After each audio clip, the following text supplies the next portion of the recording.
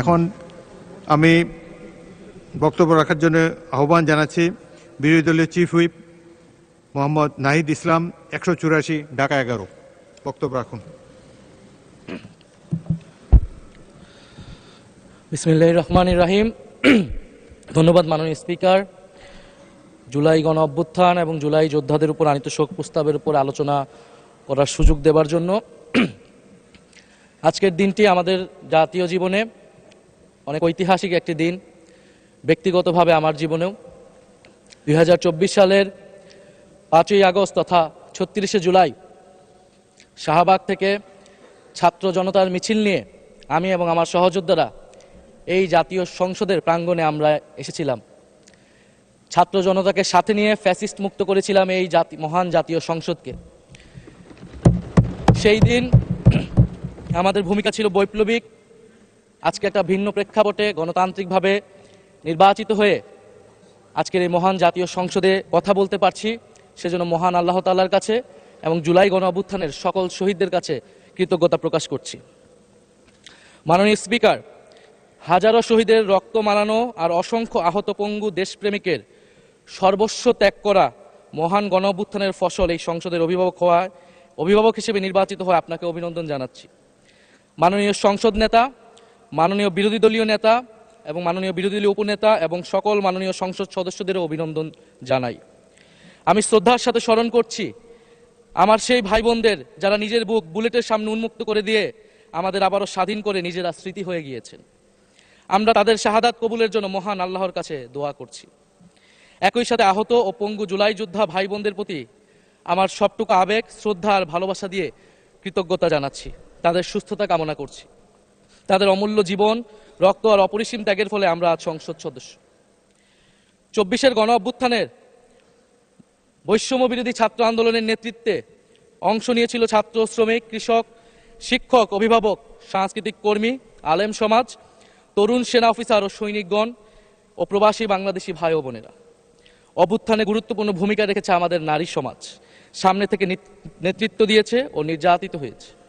আন্দোলনে প্রাইভেট বিশ্ববিদ্যালয়, মাদ্রাসা ও স্কুল কলেজের ছাত্রছাত্রীদের ভূমিকা ছিল তাৎপর্যপূর্ণ। গণ অভ্যুত্থানে ভ্যানগার্ডের ভূমিকা ছিল ফ্যাসিবাদ বিরোধী রাজনৈতিক দলের নেতাকর্মীরা। স্মরণ করছি ছাত্রদল, ছাত্র শিবির, ছাত্র শক্তি, ছাত্র অধিকার পরিষদ এবং বিভিন্ন ইসলামপন্থী ও বামপন্থী ছাত্রকর্মীদের যারা সাহসিকতার সাথে লড়াই করেছিল বৈষম্য বিরোধী ছাত্র আন্দোলনে। মাননীয় স্পিকার, 24 মানে কেবল 24 না, এর পিছনে রয়েছে বিশাল প্রেক্ষাপট। আমি স্মরণ করছি 47-এর আজাদির লড়াই, 71-এর মহান মুক্তিযুদ্ধ এবং 24-এর ছাত্র জনতার গণ অভ্যুত্থান এবং সকল জাতীয় শহীদকে। এ সকল ঐতিহাসিক জাতীয় সংগ্রামের ধারাবাহিকতায় আজকের বাংলাদেশ গৌরব নিয়ে দাঁড়িয়ে আছে। স্মরণ করছি পিলখানা হত্যাকাণ্ডের শহীদ, শাপলা হত্যাকাণ্ডের শহীদ, মোদি বিরোধী হত্যাকাণ্ডের শহীদ, ফ্যাসিস্ট আমলে গুম হওয়া ব্যক্তিদের স্মরণ করছি। 18 সালের কোটা সংস্কার আন্দোলন ও নিরাপদ সড়ক আন্দোলনে ছাত্র কিশোরদের অকুতোভয় সাহসকে স্মরণ করছি।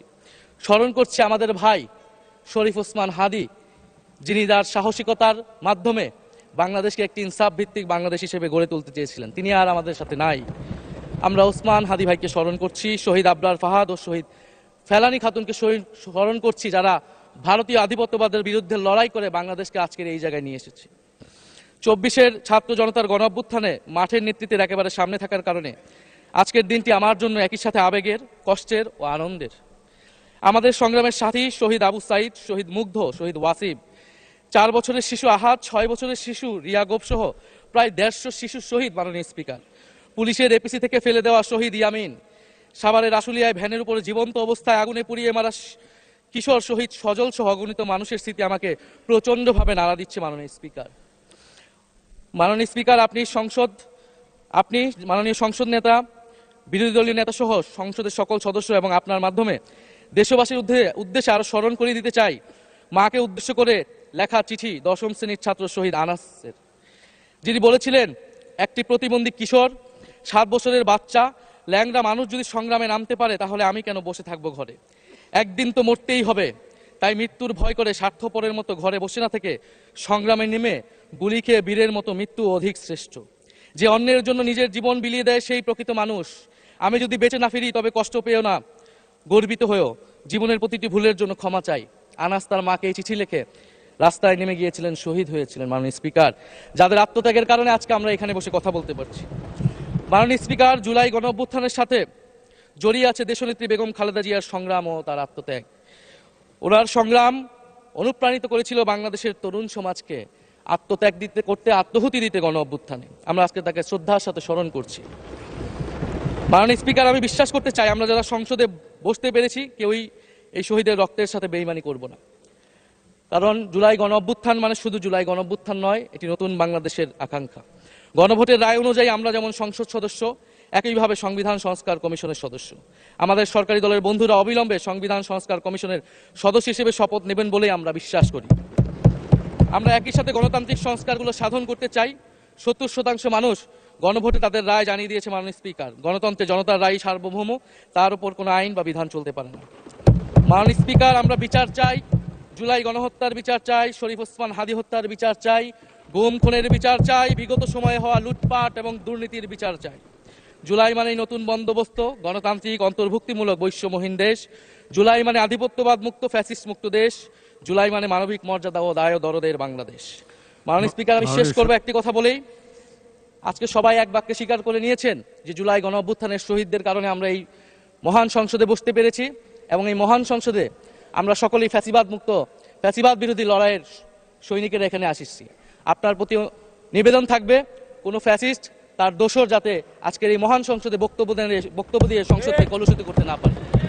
আমরা ফ্যাসিস্ট মুক্ত, আমরা ফ্যাসিবাদের দোসর মুক্ত জাতীয় সংসদ চাই। মাননীয় স্পিকার, আপনাকে ধন্যবাদ। ইনকিলাব জিন্দাবাদ।